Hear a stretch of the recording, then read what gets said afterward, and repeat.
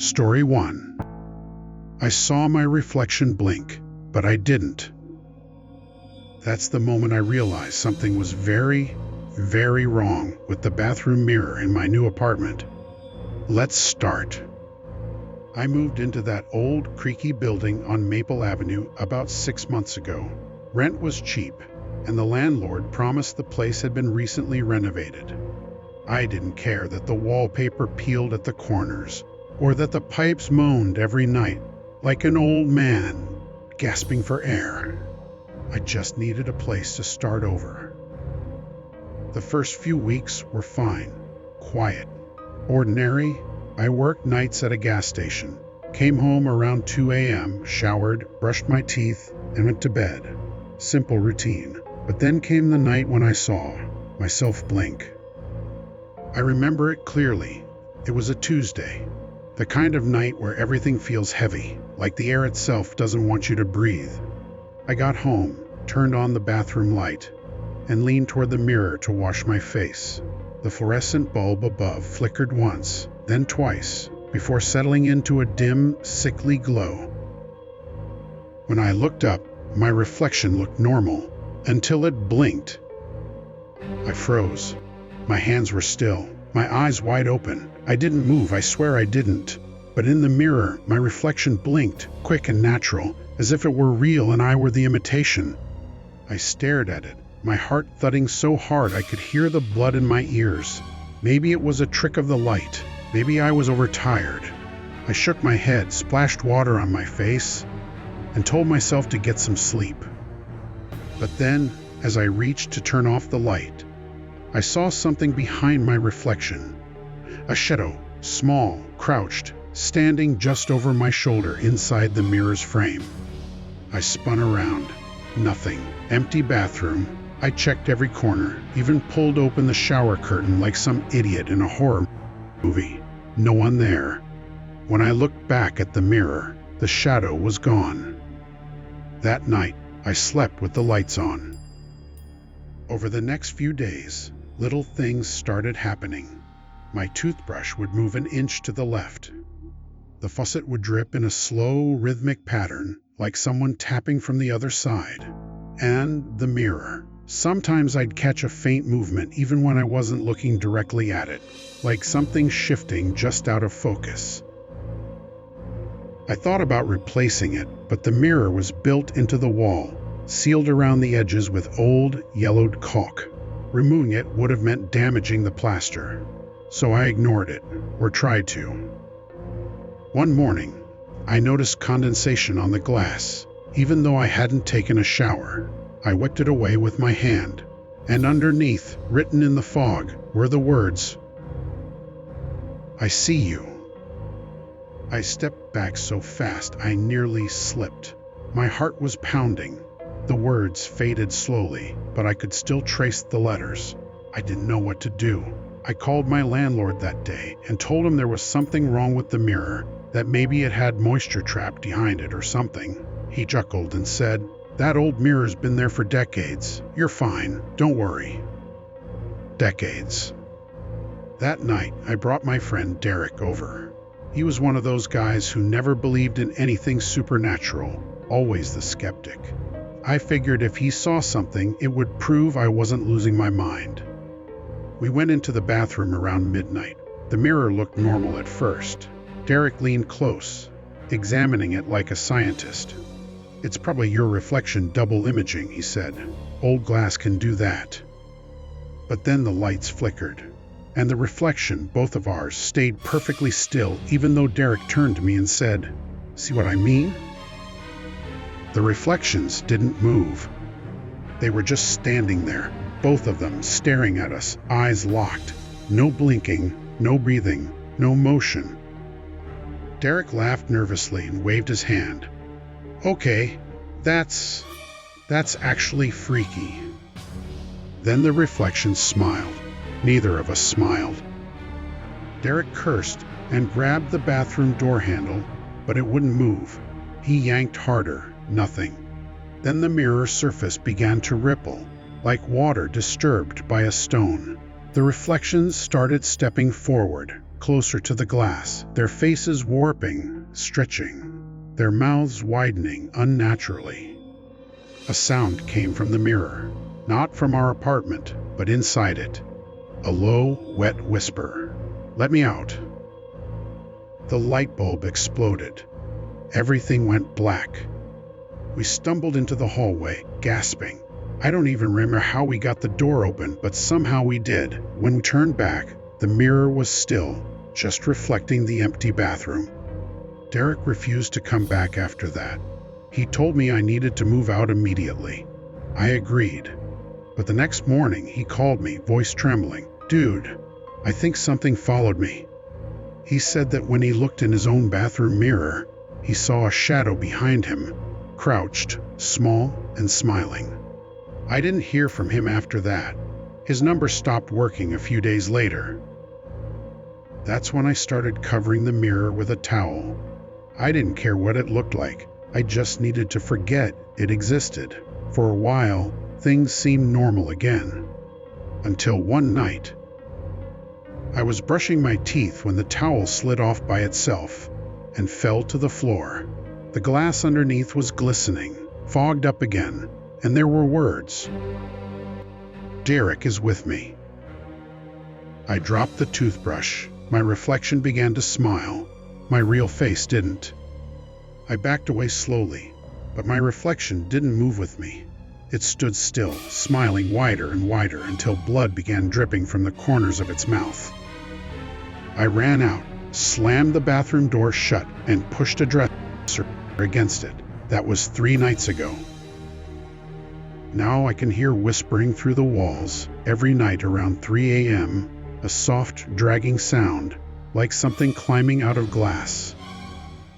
This morning, I found hairline cracks running through my living room mirror, tiny fractures spreading like veins, and when I pressed my ear against them, I heard breathing. I called the landlord again, furious this time, and told him I wanted the truth. There was a long pause, then he sighed. He said, "You're not the first tenant to complain about that mirror. The one before you, she went missing. Police found blood in the drain, but no body. The glass was cracked from the inside." I hung up. I didn't sleep at all that night. And just an hour ago, I walked into the bathroom and saw something new. The cracks were gone. The surface was smooth again. But when I leaned closer, my reflection wasn't there, just an empty bathroom behind the glass. Then, slowly, my reflection walked in from the side, on its own. It looked at me, tilted its head, and mouthed something I couldn't hear. I leaned closer. It smiled and whispered from inside the mirror, "Now it's your turn." The glass shattered. I woke up on the bathroom floor, covered in cuts. The mirror was perfectly intact again, like nothing had happened. But my reflection, it still doesn't move with me. Sometimes it blinks when I don't. Sometimes it smiles when I'm terrified. And just now, as I'm recording this, I saw another figure step up behind my reflection. A crouched, grinning shadow resting its hand on my shoulder. But when I turned around, nothing was there. Story 2. I should have never looked behind me. But I did, and what I saw in the mirror wasn't me. Let's start. It started the night I moved into my new apartment. I'd been searching for weeks, desperate to find something affordable, and this tiny studio above an old dry cleaner seemed perfect. Rent was cheap, the walls were thin, and the bathroom mirror, big, antique, and framed in black, looked like it had been there since the building was built in 1924. I didn't think much of it at the time. Mirrors are just mirrors, right? The first week passed normally. I unpacked, hung my clothes, cleaned the kitchen. Nights were quiet, maybe a little too quiet, but I brushed it off. Then came Tuesday. I had just returned from work, a 14-hour shift, my bones aching, and I went to the bathroom to wash my face before bed. I flicked on the light. The bulb buzzed, and for a split second, the reflection in the mirror lagged behind my movements. I shook my head and laughed at my own exhaustion. Then it blinked. Not me, my reflection. My eyes stayed open, staring at the mirror. The reflection blinked first. My stomach dropped. I swore I hadn't moved. I leaned closer. The reflection's smile lingered a second too long, like it was savoring a secret. I tore myself away, convinced I was imagining things. I told myself it was stress, fatigue, anything to rationalize it. But the next night, it got worse.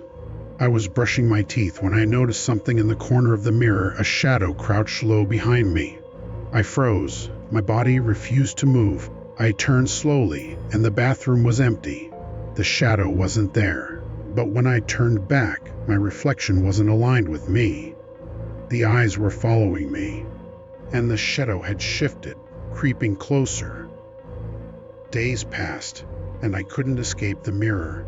Every night I found little signs. A smudge that wasn't mine. Water droplets that weren't there when I left the bathroom.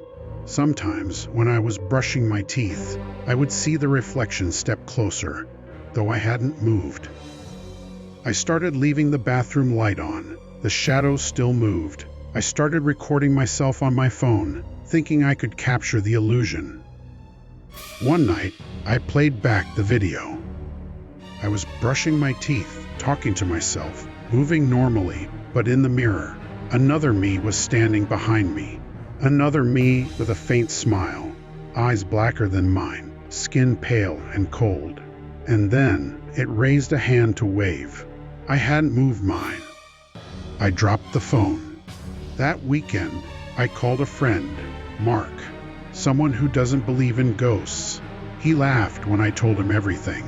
It's probably a warped mirror, a reflection trick, or maybe you're just tired, he said. We decided to test it. Late that night, Mark came over.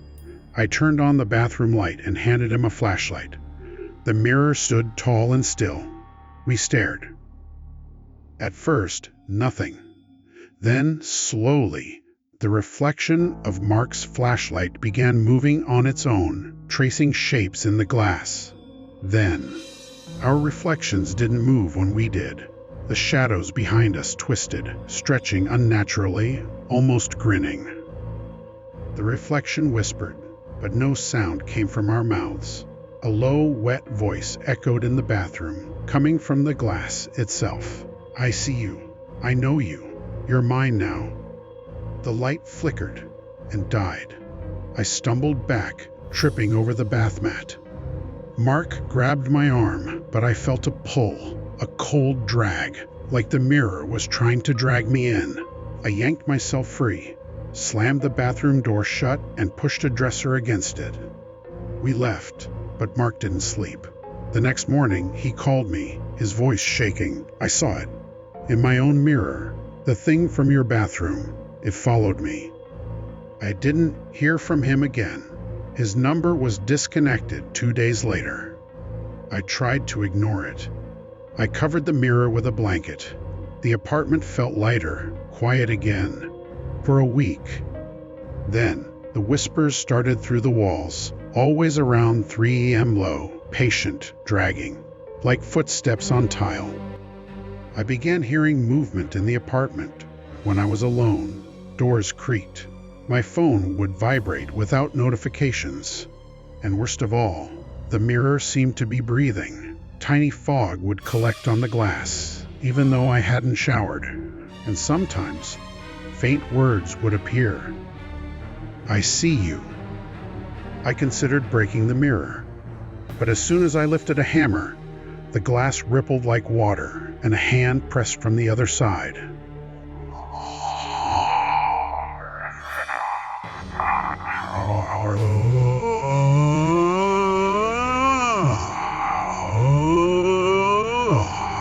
I dropped the hammer. Last night, I made the mistake of looking into the mirror. The surface was perfectly still, smooth. My reflection smiled, mimicking my face, but behind it, A shadow crouched, hands resting on my shoulders. I whipped around, nothing. I looked back. The reflection was gone. The shadow remained inside the glass, stretching, waiting. And then, in a voice that sounded exactly like mine, coming from the mirror, it whispered, "Your turn." The mirror shattered violently, glass raining down. But when I scrambled to my knees, it was whole again. No cracks, no broken shards. Perfect, pristine. I ran from the apartment. I left everything behind. My furniture, my clothes, even my cat. But I know it followed me. Because this morning, in the hotel bathroom where I'm hiding, I saw it. My reflection standing just behind me, smiling, watching, waiting. And now I understand. It doesn't live in the mirror. It is the mirror. And soon, it will live in me. The end.